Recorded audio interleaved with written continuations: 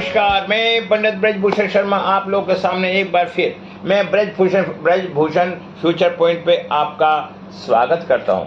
मैं आपके सपोर्ट और सहयोग के लिए आपका इतना इतना धन्यवाद देता हूं कि कोट कोट नमन करता हूं कि आपके सहयोग से आज मेरा चैनल लगभग 35,000 सब्सक्राइबर हो चुके हैं और डे बाई डे बड़ी अच्छी प्रोग्रेस कर रहा है।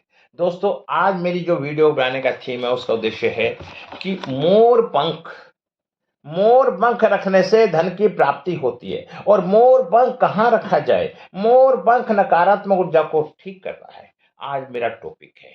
अब मैं आपको बताना चाहता हूं दोस्तों, अगर आप अपना या अपने बच्चों का नाम ठीक करवाना चाहते हैं, मोबाइल नंबर ठीक करवाना चाहते हैं या कुंडली दिखवाना चाहते हैं, पूरी कुंडली का एनालिसिस करवाना चाहते हैं, तो मैं आपको बताता हूं कि आप मुझसे संपर्क करें। मेरी सुविधा शुल्क मात्र बहुत छोटी सी 2100 रुपये है। आप मुझे डायरेक्ट कांटेक्ट कर सकते हैं और यदि आपको काम करवाना है तो आप जब भी फोन करें। कुछ लोगों के ऐसे सवाल, अरे गुरुजी कुंडली देख तो पैसे बाद में देंगे, तो ऐसे लोगों से मेरा निवेदन है कि वो फोन करके ना करके अपना टाइम ना खराब करें। अब मैं आपको वीडियो शुरू करता हूं। दोस्तों, सबसे पहले हम जानते हैं कि मोर और मोर का पंख हमारे धार्मिक शास्त्रों में क्या महत्व होता है। मोर हमारा राष्ट्रीय पक्षी है। धार्मिक ग्रंथों के अनुसार मोर पंख एक चमत्कारी यंत्र होता है और इसका प्रयोग तांत्रिक क्रियाओं में भी किया जाता है। प्राचीन युग से भी मोर पंख का तांत्रिक समाधानों में महत्वपूर्ण माना गया है। साथ ही ज्योतिष शास्त्रों में मोर पंख का बहुत महत्व दिया गया है। इसके साथ ही पुराणों में भी मोर पंख से जुड़े उपायों का वर्णन मिलता है। आयुर्वेद में भी मोर पंख के बारे में बताया गया है कि किस प्रकार से बीमारियों को दूर कर सकते हैं। व्यक्ति व्यक्ति घर में कोई व्यक्ति बीमार हो जाए तो मोर पंख का प्रयोग करके उसे स्वस्थ बनाया जा सकता है। मोर से जुड़ी पुराणों में कई कथाएं लिखी हुई हैं। पक्षी शास्त्र में मोर से जुड़ी एक कथा का वर्णन मिलता है। प्राचीन युग में संध्या नाम का एक असुर हुआ करता था। वह बहुत ही शक्तिशाली और बड़ा तेजस्वी था। एक गुरु शुक्राचार्य से विद्या प्राप्त करके संध्या नाम का असुर देवता को अपना शत्रु मानने लगा।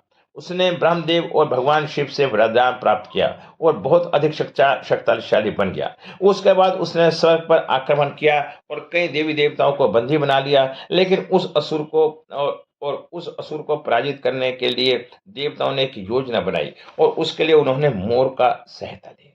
सभी देवता 9 ग्रह मोर के पंखों में विराजित हो गए, जिससे मोर बहुत ही अधिक शक्तिशाली हो गया और विशाल काया रूप धारण करके उस मोर पंख ने संध्या असुर पर आक्रमण कर दिया। इस युद्ध में संध्या असुर का वध हो गया और देवताओं को उनके आधे उनके आधे राज्य फिर से प्राप्त हो गया। सभी देवताओं ने मोर की प्रशंसा की, उसके भी पूजने होने का वरदान दे दिया। तभी से मोर को बहुत ही पवित्र माना जाता है, राष्ट्रीय पक्षी माना जाता है। जिस स्थान पर भी मोर पंख होता है वहां पर 9 ग्रहों का अशुभ प्रभाव नहीं पड़ता।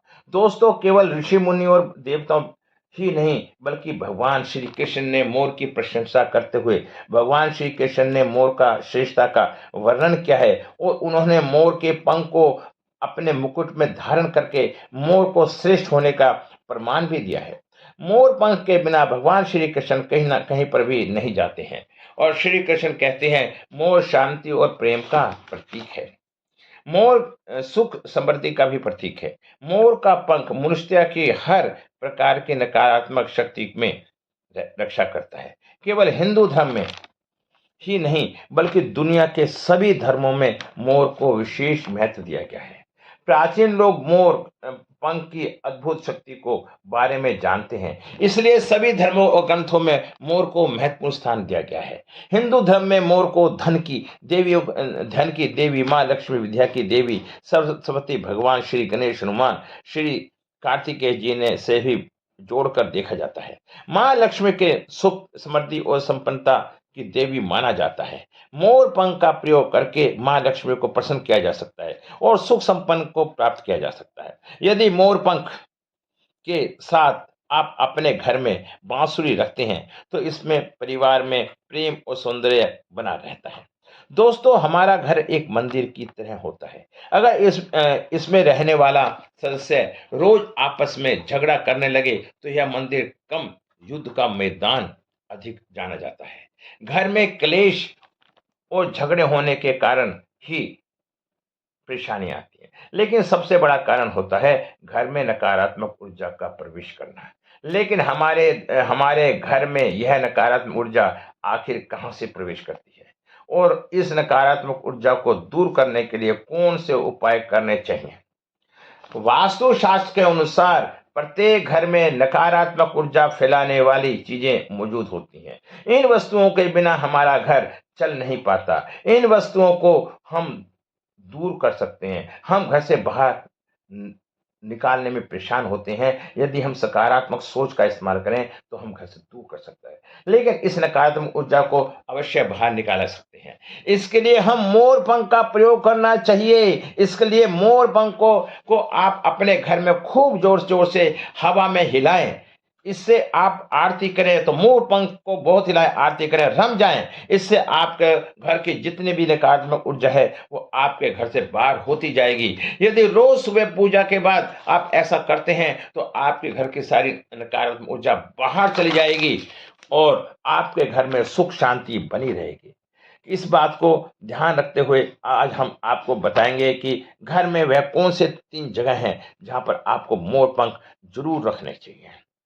और इस जगह पर अगर आप मोर पंख रख लेते हैं, तो आपके घर में भी सबसे अधिक सकारात्मक ऊर्जा बनी रहेगी। सबसे पहली बात, घर में नकारात्मक ऊर्जा को दूर करने के लिए, अगर घर में नकारात्मक ऊर्जा है और परिवार के सदस्यों की तरक्की में बाधा आ रही है, अड़चनें आ रही हैं, निर्माण में परेशानियाँ आ रही हैं, तो आप अपने मुख्य द्वार के ऊपर गणेश जी की प्रतिमा रखें और प्रतिमा की दोनों ओर मोर पंख अवश्य धारण करें।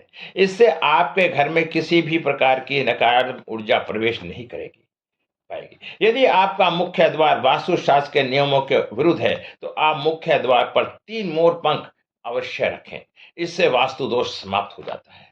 ठीक है? दूसरी बात, ग्रहों को दुष्प्रभाव से बचने के लिए अगर घर के सदस्यों को ग्रहों का दुष्प्रभाव है अथवा ग्रहों की स्थिति खराब चल रही है, तो मोर पंख लें और उस पर गंगा जल अथवा शुद्ध जल का छिड़काव करें। फिर ऐसे स्थान पर रखें जहां पर किसी को भी दिखाई ना दे। इससे भी ग्रह शांत होने लगेंगे, मदद मिलती है। तीसरी बात, बुरी नजर से बचने के लिए अगर घर के किसी सदस्य अथवा बालक और बुरी नजर लगी है, तो उस पर किसी की बुरी नजर ना का प्रभाव ना पड़े, तो सोते समय उस व्यक्ति के तकिए के नीचे मोर पंख रखें और दूसरे दिन उसे किसी बहते जल में प्रभावित कर दें। आप देखना, आपको बुरी नज़र से कितना बड़ा प्रभाव पड़ेगा और आपको सुख शांति मिलती चली जाएगी। दोस्तों, मैं बातें तो बहुत लंबी हो जाती हैं, अगर मैं बातें करूँगा तो उससे परेशानी आएगी। फिर मैं बताता हूँ, यदि किसी के काल सर्प दोष हो, तो आप मोर पंख को तकिए के नीचे रखें, सरहाने पर रखें, मोर पंख की एक गड्डी बना लें और उसे अपना रखें। आप देखना कि कैसे शांति मिलती चली जाएगी। दोस्तों, वीडियो लंबी हो जाती है, फिर आप लोग परेशान होते हैं, तो मैं वीडियो को थोड़ा शॉर्ट करता हूँ। अब अगर आपको अच्छा लगती मेरी वीडियो अच्छी लगी है, तो आप वीडियो को लाइक करें और शेयर करें और दोस्तों के साथ शेयर करें। मेरे चैनल को सब्सक्राइब करें, इससे मेरा मनोबल बढ़ेगा और मैं आपके लिए ऐसे ही ज्ञान से भरी वीडियो लाता रहूँगा। चैनल को सब्सक्राइब करें, बेल आइकन को प्रेस करें। आज की वीडियो को पूरा करता हुआ आपसे विदा लेता हूँ। मैं फिर आपसे कल मिलूँगा नई सोच और नई वीडियो के साथ। फिर मैं आपको लास्ट में बताना चाहता हूँ, यदि आपको अपनी कुंडली दिखानी है, एनालिसिस करवाना है, मेरा फीस मात्र ₹2100 है। अगर पूरे परिवार की दिखानी है, परिवार में 3 व्यक्ति हैं, तो ₹5100 है। दोस्तों, अगर एक फैमिली के 3 व्यक्ति हैं या 4 भी व्यक्ति हैं, तब भी मैं ₹5100 में काम करूँगा और यदि अगर आप 1 व्यक्ति की दिखाते हैं, तो ₹2100, 2 की दिखाते हैं, तो ₹4200। दोस्तों, इन्हीं शब्दों के साथ मैं विराम लगाता हूँ। नमस्कार।